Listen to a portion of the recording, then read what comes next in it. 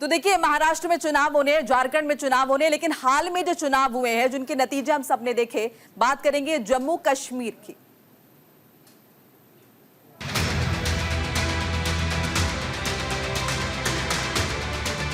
I, Umar Abdullah, do swear in the name of God that I will not directly or indirectly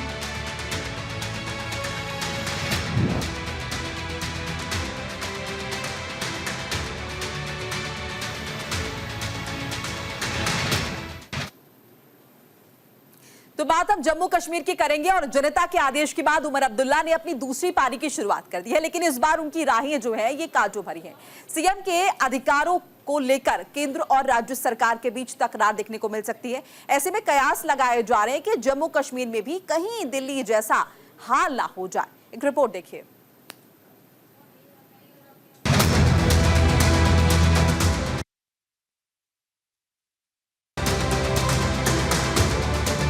I, Umar Abdullah, do swear in the name of God that I will not directly or indirectly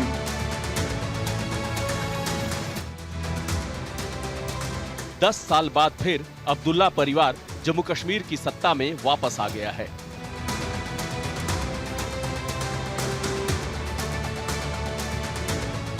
लेकिन बीते 10 सालों में राजनीतिक समीकरण और चुनौतियां काफी बदल गई हैं। उमर अब्दुल्ला ने अपनी पिछली पारी पूर्ण राज्य के मुख्यमंत्री के तौर पर खेली थी, लेकिन इस बार वो केंद्र शासित राज्य की कमान संभाल रहे हैं। ऐसे में उनके सामने पहले से ज्यादा चुनौतियां हैं। हालांकि उमर अब्दुल्ला ने सुरेंद्र कुमार चौधरी को उप मुख्यमंत्री बनाकर हिंदू मुस्लिम के बीच संतुलन बनाने की कोशिश की है, लेकिन केंद्र उनके सामने सबसे बड़ी चुनौती बनकर खड़ा है।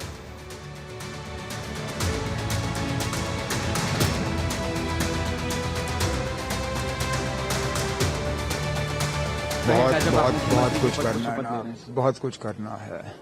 लोगों को एक हौसला देना है कि उनकी हुकूमत है, कि उनकी आवाज सुनी जाएगी।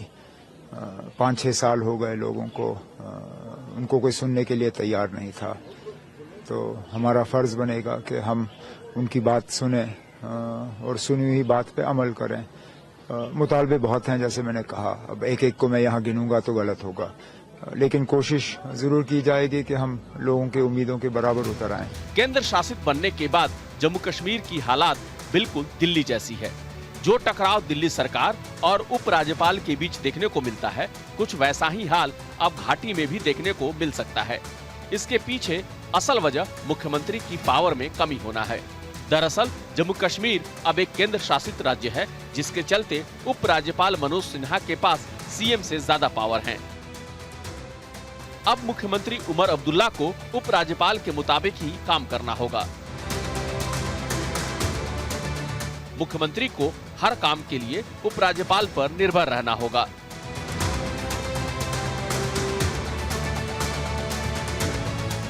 ऐसे में आने वाले दिनों में उपराज्यपाल मनोज सिन्हा और मुख्यमंत्री उमर अब्दुल्ला के बीच उठापटक भी देखने को मिल सकती है। ठीक वैसे ही जैसा इन दिनों दिल्ली में आम आदमी पार्टी और उपराज्यपाल विनय कुमार सक्सेना के बीच देखने को मिल रहा है। दिल्ली में बीजेपी उपराज्यपाल के जरिए शासन करने की कोशिश करती नजर आती है। बहुत जरूरी था और अधिकार मिलना इससे भी जरूरी है। विभाजन से पहले भी उमर अब्दुल्ला 2009 में जम्मू कश्मीर के मुख्यमंत्री थे। उस वक्त जम्मू कश्मीर पूर्ण राज्य था। उस समय गृह विभाग मुख्यमंत्री के तहत आता था, लेकिन केंद्र शासित जम्मू कश्मीर में ऐसा नहीं होगा।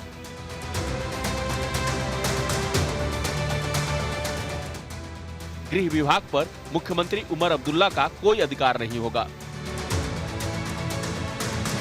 बता दें कि गृह विभाग ही राज्य की पुलिस को नियंत्रित करता है।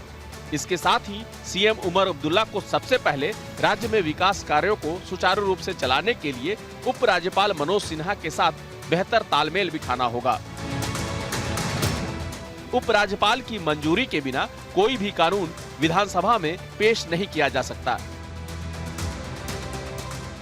जिससे सरकार की कार्यक्षमता प्रभावित हो सकती है।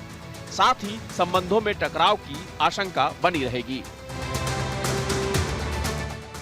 देखिए, लोगों ने एक मैंडेट दिया है, लोगों ने बड़े उम्मीदों के साथ एक मैंडेट दिया है इस जमात को, ये सोच के कि जो पिछले 5-6 साल से यहाँ के लोगों को जख्म लगे हैं उस पे मरहम होगा, और जो 2019 में 5 अगस्त को एक गलत फैसला लिया गया उसको कंडेम किया जाएगा, फ्लोर ऑफ द हाउस पे कंडेम किया जाएगा कि जम्मू कश्मीर के लोग उस फैसले के साथ नहीं है। एक मैसेज दिया जाएगा पूरे मुल्क को, और उसके साथ जो हमारे रोजमर्रा के मसले हैं, बेरोजगारी, बेकारी, बिजली और बाकी मसले मसाइल, उनका भी हल ढूंढा जाएगा। Thank you so much. उपराज्यपाल मनोज सिन्हा का नौकरशाही और सरकारी नियुक्तियों पर भी नियंत्रण है।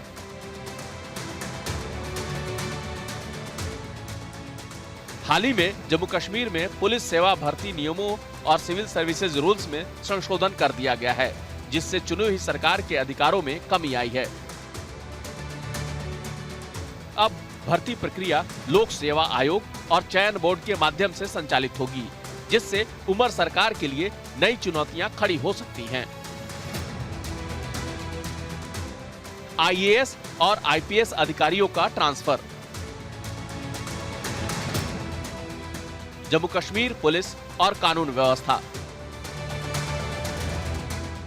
एडवोकेट जनरल और न्यायिक अधिकारियों की नियुक्ति।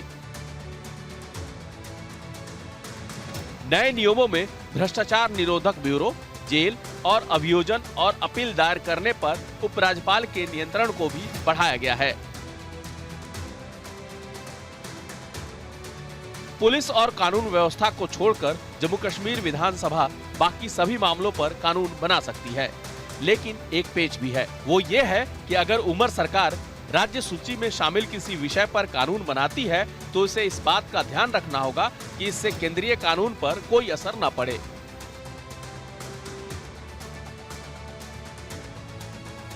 उमर सरकार में कोई भी बिल या संशोधन विधानसभा में तब तक पेश नहीं किया जाएगा जब तक उपराज्यपाल ने उसे मंजूरी न दे दी हो।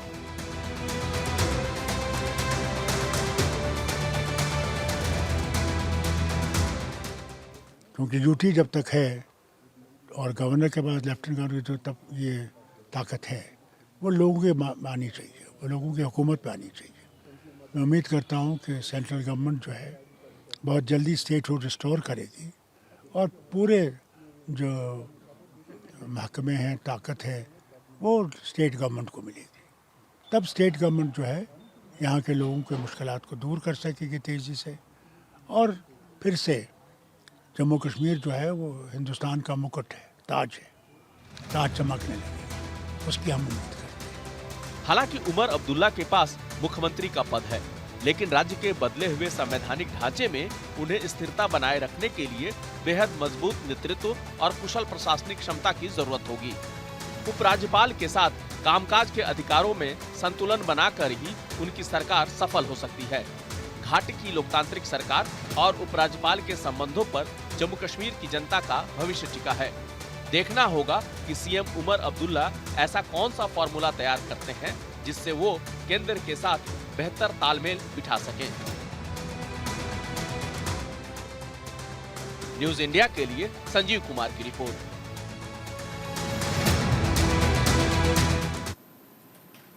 उमर अब्दुल्ला ये अच्छी तरह जानते हैं कि इस बार उनकी जो पारी है ये पहले जितनी आसान नहीं है, इसीलिए वो केंद्र सरकार को साथ लेकर चलने की तैयारी में है। लेकिन एक तरफ कांग्रेस और दूसरी तरफ बीजेपी उमर अब्दुल्ला के लिए मुश्किलें बन सकते हैं। ऐसे में सवाल है कि आखिर इस मुसीबत का हल क्या है? क्या उमर अब्दुल्ला दोनों को एक साथ साध कर आगे बढ़ पाएंगे या नहीं? एक रिपोर्ट देखिए।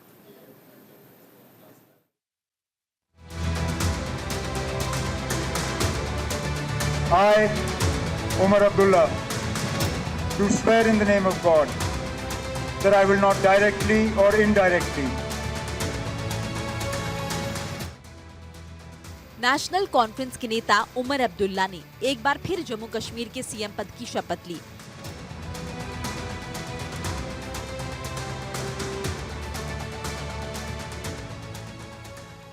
I, Umar Abdullah, do swear in the name of God that I will not directly or indirectly इसी के साथ उमर अब्दुल्ला केंद्र शासित राज्य के पहले मुख्यमंत्री बन गए।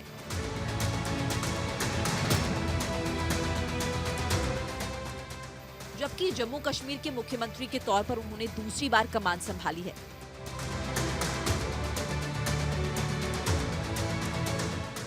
बता दें कि इससे पहले 2009 में कांग्रेस एनसी गठबंधन के दौरान भी उमर अब्दुल्ला जम्मू कश्मीर के मुख्यमंत्री रहे। इस वक्त उमर सीएम पद की शपथ लेकर जम्मू कश्मीर के 11वें मुख्यमंत्री बने।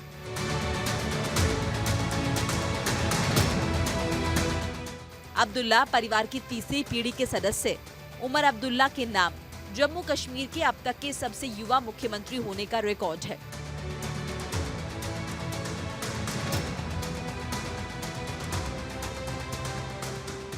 दरअसल जम्मू कश्मीर के गठन के बाद ज्यादातर सरकारें परिवारों ने ही चलाई हैं। इनमें अब्दुल्ला परिवार भी है, जिसकी नेशनल कॉन्फ्रेंस पार्टी ने राज्य को कई मुख्यमंत्री दिए।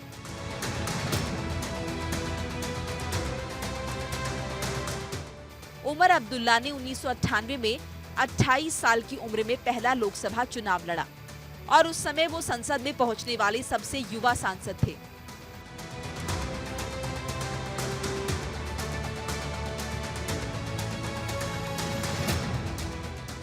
उन्नीस से 99 के दौरान वो केंद्रीय पर्यटन मंत्रालय और परिवहन मंत्रालय की सलाहकार समिति के सदस्य भी रहे।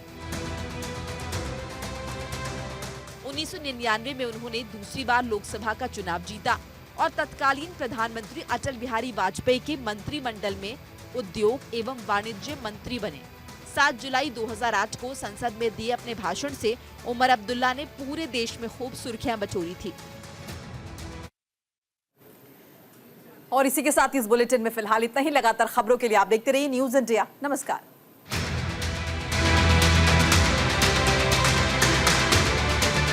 I, Umar Abdullah, do swear in the name of God that I will not directly or indirectly